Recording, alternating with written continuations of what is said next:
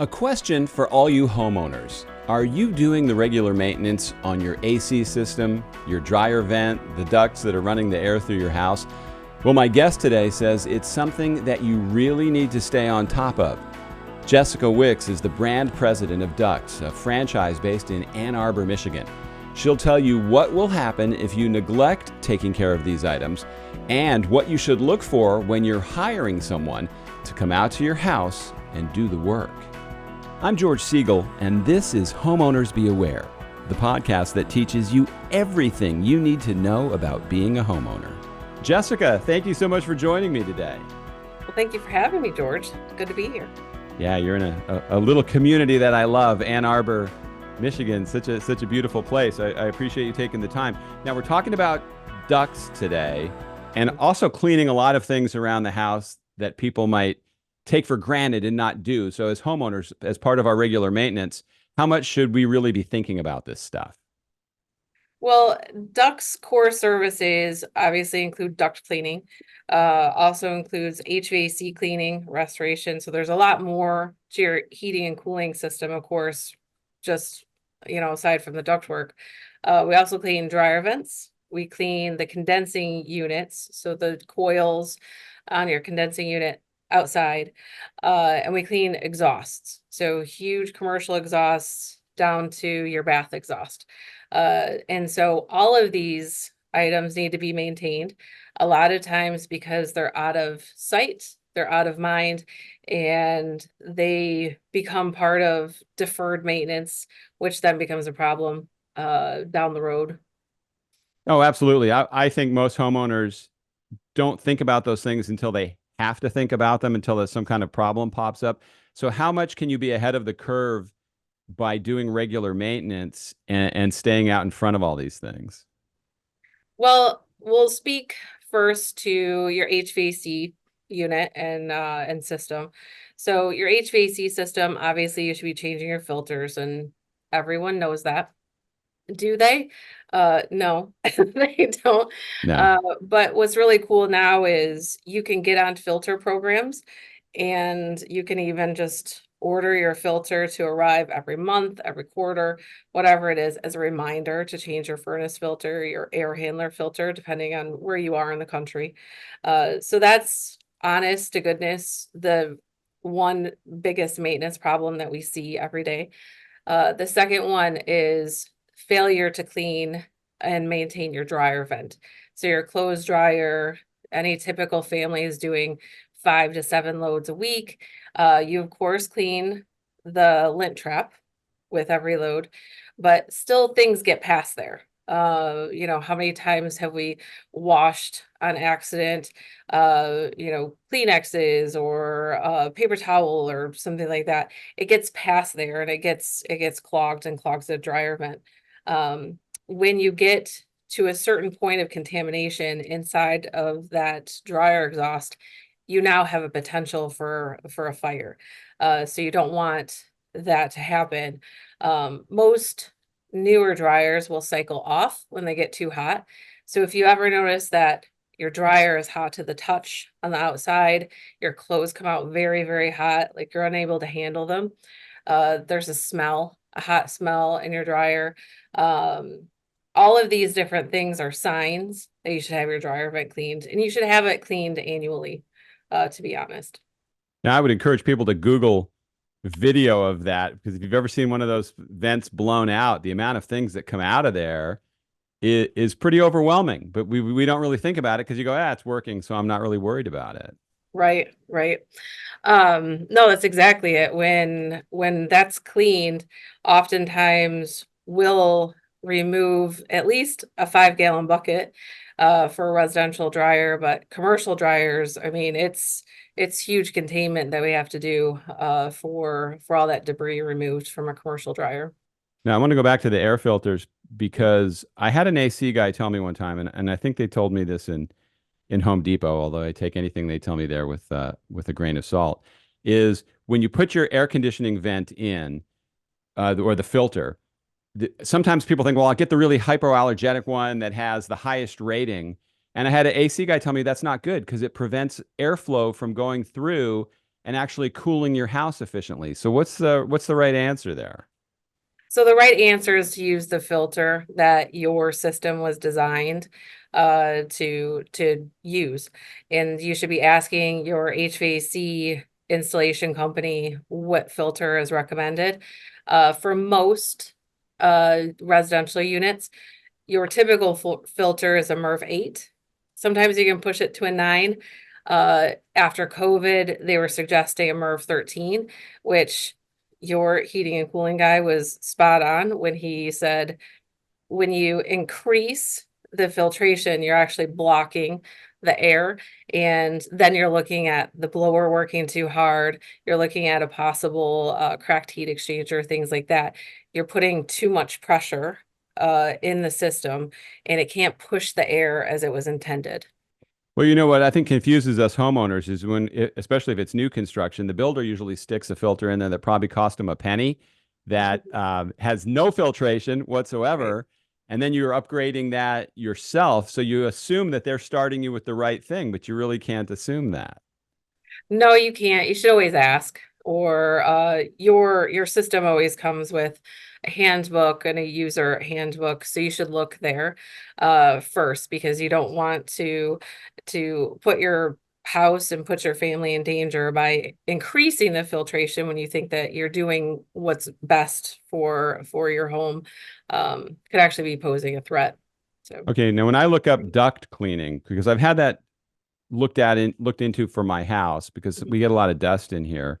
And I was told there's good things and bad things about doing it. That if you don't do it right, you can really screw it up. You can tear the ducts that are running through the house. I mean, how can you assess whether that's something you need and will even benefit from? you should always have an assessment, so an estimate done, where your company that you're hiring is actually looking inside the unit, it's looking inside the air handler, and they're looking inside the ductwork too. So they should be taking pictures for you, and they'll be able to assess, do you really need this or not? And sometimes you don't, and that's fine. And ducts technicians are trained to recognize when it needs to be done. All of our jobs come with before and after pictures. So ensuring that the customer knows that this was done and done well. Your duct cleaning should be more than just your air ducts. It should also include your registers. It should include your blower, your coil, your drain pan. The entire unit needs to be cleaned, not just the air ducts. Because as soon as you re-engage that system and turn it back on, you've just recontaminated the whole system if you haven't cleaned the entire thing. So in some cases where there's been a system that's been nicely maintained, the house is clean, there are no environmental issues as far as like high traffic volume, living on a dirt road, lots of pollen, anything like that. In some cases, a residential home just doesn't require as many cleanings as one like mine, where I have a golden retriever. And so if you have a golden retriever, you should probably get your ducts cleaned. Well, we have a Roomba, and if we run that every day, we have two dogs. Okay. It gets full every day, Mhm. which lets me know there's just an incredible amount of dust. And so, what are the signs that people could look for where they could go, all right, this is something I need to look into because something's not working efficiently here? Right, right. The biggest thing is to look at your returns, wherever your returns are. So you have a supply, which is supplying your conditioned air, heated or cooled air, and then you have a return. So in most cases, your returns are higher up. In older homes, your return could be on the floor. So a floor return is always very, it's very telling of what is being sucked back into the system. So whatever you're seeing at the return register is what your air ducts are gonna look like. So, like a lot of ours, I'm looking up at one right now. There's a lot of dust on the return. Mhm. What does that That's mean? yeah, that's an indicator.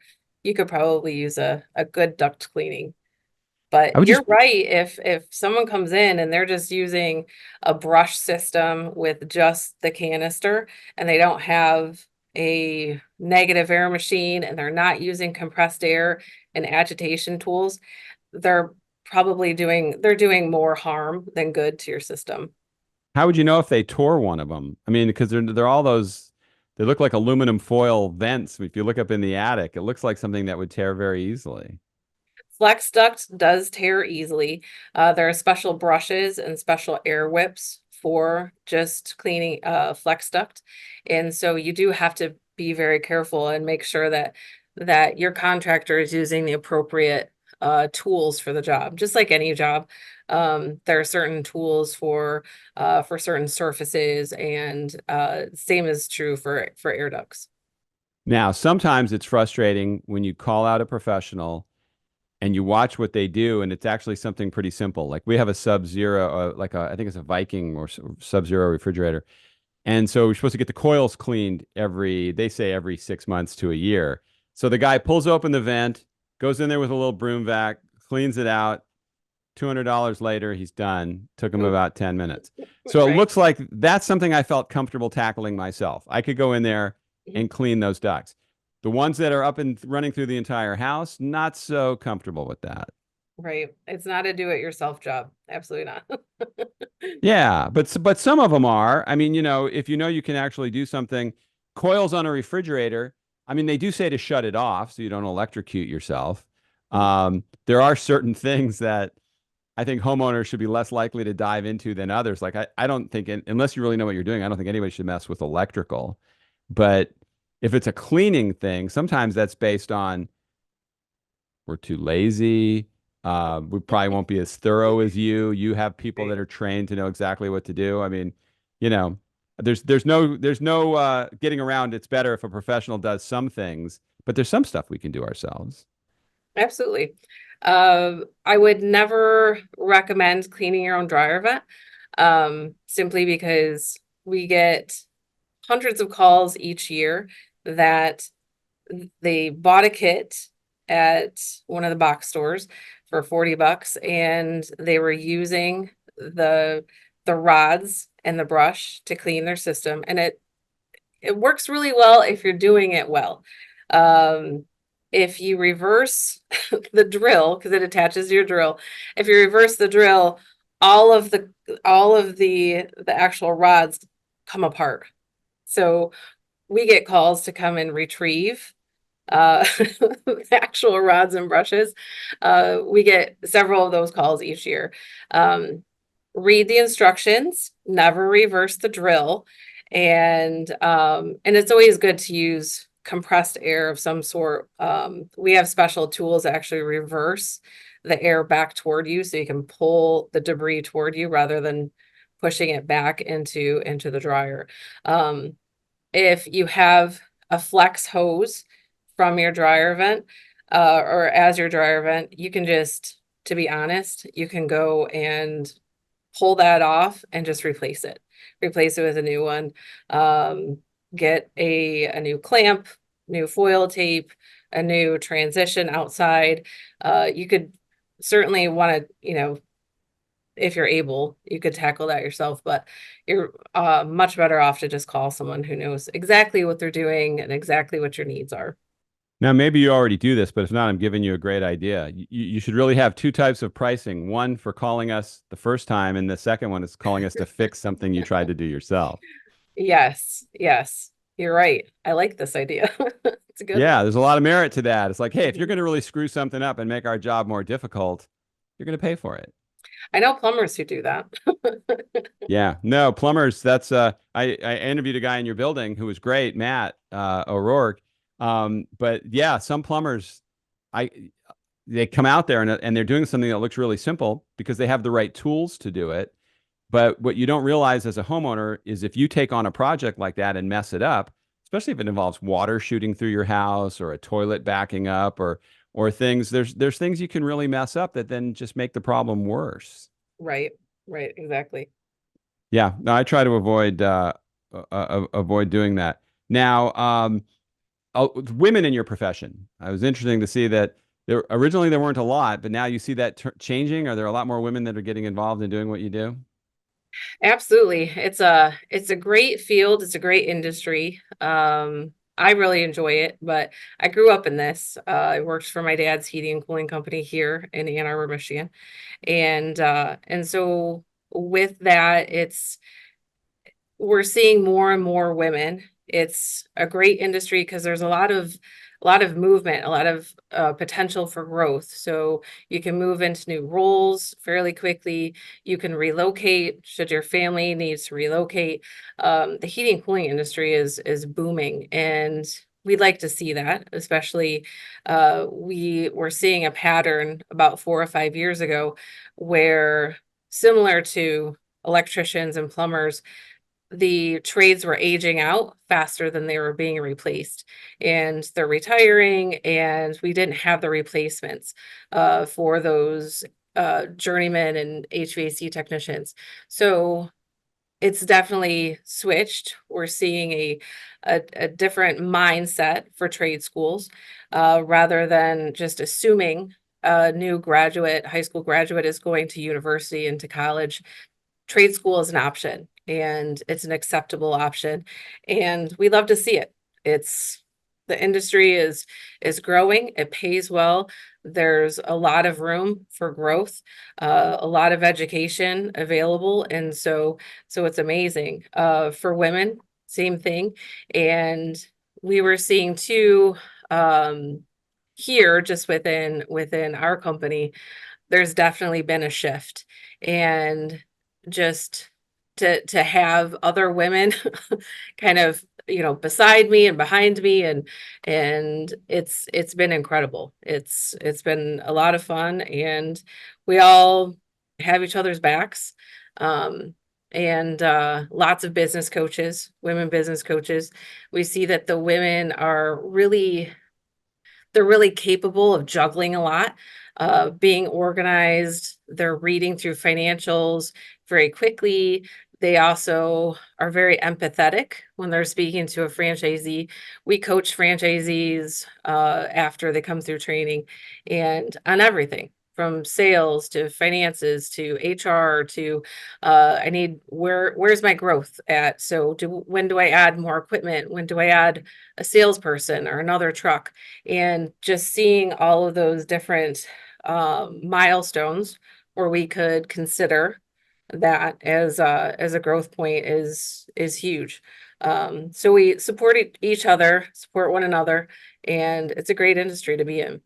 Y'all just seem a lot more trustworthy than us guys. I don't know about that, You're not but going to touch that one. Yeah, well, no.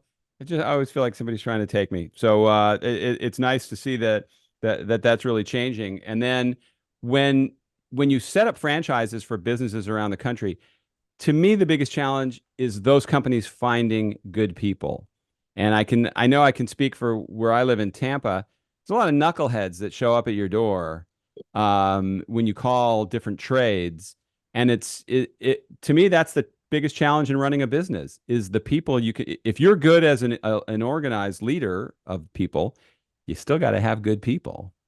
Absolutely. Absolutely. So lots of training, obviously, lots of mentoring across the franchise brands. We see when we get a really, really good location who's just kind of hitting all the marks with their technicians and with their sales teams, and we go in there and kind of make an example, a shining example of them, and then we share, and we're able to share those success stories and what's working with one another. That's the glorious thing in my mind. The most glorious thing about being part of a franchise network is that camaraderie, the ability to support one another. Because if you go and start Bob's duct cleaning, that's great. Well, it's Bob and his technicians. And in a franchise, you have the ability to reach out to one another, ask questions, see what's working for others, implement it, and try it in your own location. They borrow technicians and trucks and equipment from one another locally. We like to ensure that the neighbors play well together, everyone works well together, and so it works out really nicely. Yeah, no, I would think so. I would think that if businesses just realize, just being honest with the customer, doing what you say you're going to do, showing up on time, proper follow-up, just there's so many things that I think get lost because everybody right now automatically thinks they're too good for what they're doing and they should be the boss. And they don't focus on learning the job and being a good worker first and then working your way up. Right. Right. I absolutely agree with you. 100%. A lost art. We're constantly speaking to it. We're constantly trying to teach new things, explore new avenues, new vendors, whatever that takes to improve the hiring process, to improve the sales experience, the customer experience. It's an ongoing training, to be honest. All right, well, let's bring this back around then to the homeowner. So, what advice do you have for homeowners about how they should focus on the different things that you do and how they should prioritize what should become part of regular maintenance for them? Okay. Like anything, I always recommend homeowners in all cases. We always have our New Year's resolution, right? You're gonna lose weight, I'm gonna drink more water. And I really feel it's important to take the home into consideration. What what improvement am I going to make this year? What are my goals? We're always concerned with healthy food, healthy water, where things are being sourced. We need to be a little more concerned with healthy air and what we're breathing in. Keeping the home safe, keeping the air filtered. I have conversations with people all the time. I live in Michigan. We don't use the air conditioning very often, but when we do, it's because we have to, right? And you understand, you lived in Michigan. So I always keep it kind of cooler, or not cooler, but not as cold as some people would, like 78. And I keep the fan on. That's mostly to filter the air. I'm just trying to get the air moving. And it's just for sake of just that, filtering the air and keeping the pollen and dander down, to be honest. I have allergies, my children have allergies, so that's the goal there. But I would just say to just be considerate of all those things. Like you were talking about, we maintain the appliances in the kitchen because they're in front of us and we're using them daily. Well, your heating and cooling system is being used well more often than your stove or your oven. So those need to be maintained too. So it just becomes part of your regular frequency of maintenance and cleaning, would be my recommendation. Yeah, and I think it's a lot of it's seasonal too, and understanding the part of the country that you're in. So, for example, in Florida, my air conditioning may be running most of the year, but there's those certain months where it doesn't quite get warm enough or cool enough Right. for heat, and that's where flipping that fan on can really make a difference because the system's not running if you don't activate it, if it doesn't hit the high or low temperature setting, does it? No, it won't. It'll turn off completely. So if you want to keep that circulation going, you can just turn your fan on and it'll filter your air, and it'll keep the air circulating in the home. And then the other thing would be no pets or kids, and then everything would be perfect. And then be quiet. Oh, what a world that would be, but I don't think that's going to happen. Yeah, no Hey, luck. Jessica, thank you so much for coming on and talking about this. I'll have links in there for people to get in touch with you, but I appreciate your time. Thank you so much, George. Thanks for having me. Almost everyone I meet has a story about something that has happened to them as a homeowner, and I'd love for you to share yours. There's a contact form in the show notes. Fill it out. Tell me your story. You could be a guest on an upcoming podcast. Thank you for listening today. I'll see you next time.